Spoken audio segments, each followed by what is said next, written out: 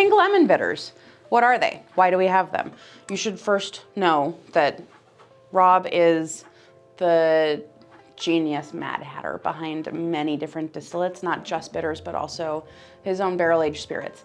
This is a combination of the two, and you get the joy of all of it in one. So this is primarily Mexican cane rum and a little bit of rye spirit macerated with pink lemons, a variegated Eureka lemon, along with some hibiscus, also from Mexico, for 2 years, and then barrel rested, and then you get to harness all of the flavor in this teeny tiny darling bottle. Put this in your agave-based drinks, put this in your meringues for pavlova.